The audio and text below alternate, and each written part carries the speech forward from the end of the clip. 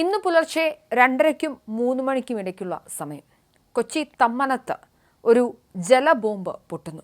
പറഞ്ഞു വന്നത് കൊച്ചിയിലെ ജലബോംബ് പൊട്ടി എന്ന തരത്തിൽ പ്രചരിച്ച അല്ലെങ്കിൽ അത്രയും അധികം ഇന്റൻസിറ്റി ഉള്ള ഒരു വാർത്തയെക്കുറിച്ചാണ്. കൊച്ചി തമ്മനത്ത് കോർപ്പറേഷന്റെ ഉടമസ്ഥതയിലുള്ള കൂറ്റൻ ജലസംഭരണിയുടെ ഭിത്തി ഇടിഞ്ഞു വീണ് വൻ നാശനഷ്ടമുണ്ടായിരിക്കുന്നു.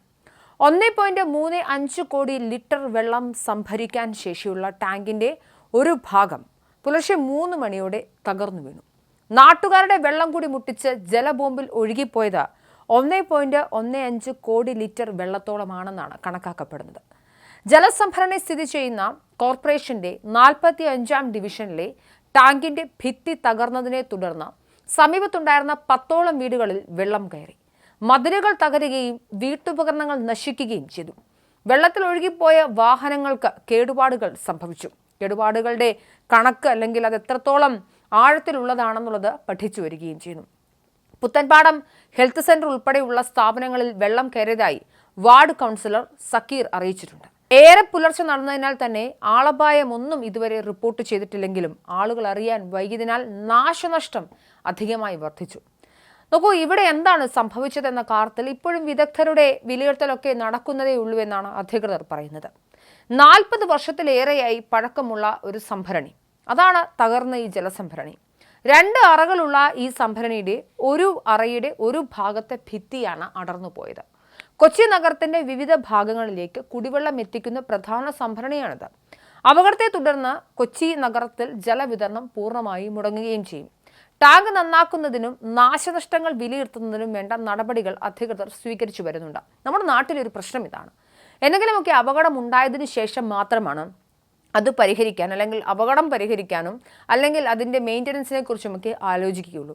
40 വർഷമായി ഉള്ള ഒരു ജലസംഭരണി, ആ ജലസംഭരണിക്ക് കാലാകാലം അതിന് പഴക്കം വർദ്ധിക്കും, അതിൻ്റെ കപ്പാസിറ്റി കുറയും, അത് ചിലപ്പോൾ ഭൂമിയിലേക്ക് ഇരുത്താനുള്ള സാഹചര്യം ഉണ്ടാകും, മതിലുകളിൽ ചെറിയ ചെറിയ വിള്ളലുകൾ ഉണ്ടാകും. പല ഇടങ്ങളിലും ഇപ്പോൾ നിലവിലുള്ള കേരളത്തിൻ്റെ വിവിധ ഇടങ്ങളിൽ നിലവിലുള്ള ജലസംഭരണിയുടെയൊക്കെ അവസ്ഥ ഇതുപോലെ തന്നെയാണ്. ചെറിയ ചെറിയ പൊട്ടലുകൾ ഉണ്ടാകും, അതിൽ കൂടി വെള്ളം കിനിയാൻ തുടങ്ങും. ആരംഭത്തിൽ ഇതൊന്നും ശ്രദ്ധിക്കില്ല, അത് വലിയ വിള്ളലുകളായാൽ പോലും ശ്രദ്ധിക്കില്ല. ശേഷം ഇത്രയും വലിയൊരു മഹാനാശം ഉണ്ടായതിനു ശേഷമായിരിക്കും നമ്മൾ ഇങ്ങനെയൊന്ന് സംഭവിച്ചല്ലോ എന്ന് ഓർക്കുക.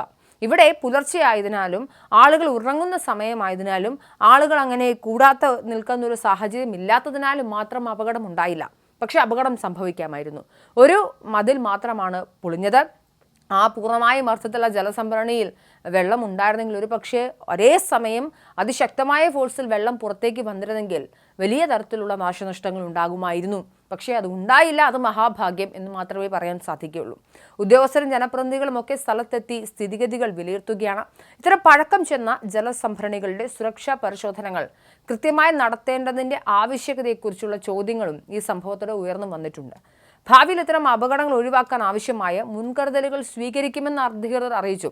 അപ്പോൾ അവരുടെ ഭാഗത്തു നിന്നുള്ള വീഴ്ച ഉണ്ടായിട്ടുണ്ട്. കൃത്യമായി പരിശോധനയോ അപ്പോൾ ക്ലീനിങ്ങോ ഒന്നും ഇതിൽ നടക്കുന്നില്ലായിരുന്നു എന്നൊരു ചോദ്യം ബാക്കിയാവുന്നുണ്ട്. സംഭവത്തെക്കുറിച്ച് കൂടുതൽ അന്വേഷണങ്ങൾ നടന്നു വരുന്നു എന്ന് മാത്രമാണ് മണിക്കൂറുകൾ ഇത്രയായിട്ടും അധികൃതർ പ്രതികരിക്കുന്നത്. മഴ പെയ്ത് വെള്ളം കയറിയെന്നാണ് പ്രദേശവാസികൾ ആദ്യം കരുതിയത്. എന്നാൽ പിന്നീടാണ് ടാങ്ക് തകർന്നതാണ് കാരണമെന്ന് മനസ്സിലായത്.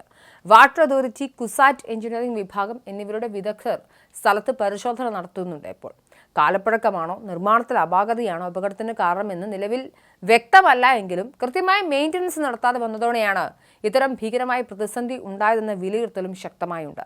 നിലത്ത് സ്ഥിതി ചെയ്യുന്ന വിസ്താരമേറിയൊരു ടാങ്കാണിത്. 1.35 കോടി ലിറ്റർ ശേഷിയുണ്ട്. അതിനാൽ തന്നെ വീടുകളുടെ മതിലുകളൊക്കെ തകർന്നു, റോഡുകൾ തകർന്നു, വീടുകളിലേക്ക് വെള്ളം കയറി, വഴിയരികിൽ നിർത്തിയിട്ടിരിക്കുന്ന വാഹനങ്ങൾ ഒഴുകി നീങ്ങി, നിരവധി വാഹനങ്ങൾക്ക് കേടുപാടുകൾ സംഭവിച്ചു. ഇത്രയും ഭീകരമായതിനാൽ തന്നെ 4 മണിയോടെയാണ് ജലത്തിന്റെ ഒഴുക്ക് നിയന്ത്രിക്കാൻ പോലും സാധിച്ചത്. മാത്രമല്ല 2 ക്യാബിനുള്ള ജലസംഭരണിയാണ് തമ്മനത്തേത്. ഇതിലൊരു ക്യാബിന്റെ ഭാഗത്തെ ഭിത്തി തടർന്ന് പോവുകയാണ്. ചെറിയ റോഡുകളിൽ ഉൾപ്പെടെ വെള്ളം കയറി പ്രദേശവാസികൾക്ക് ബുദ്ധിമുട്ടായി. ടാങ്കിന്റെ ഭിത്തി ഇളകിപ്പോയതാണ് അപകടത്തിന് കാരണമെന്നാണ് ജില്ലാ കളക്ടർ ജി പ്രിയങ്ക പറയുന്നത്. ജലസംഭരണിയിൽ വെള്ളം നിറയ്ക്കും മുൻപ് വിദഗ്ധ സമിതിയുടെ അഭിപ്രായം തേടും. സംഭരണ അടിത്തറ ഇരുന്നു പോയതാണ് അപകട കാരണമെന്നാണ് പ്രാഥമിക നിഗമനമായും ഒക്കെ പറയുന്നത്.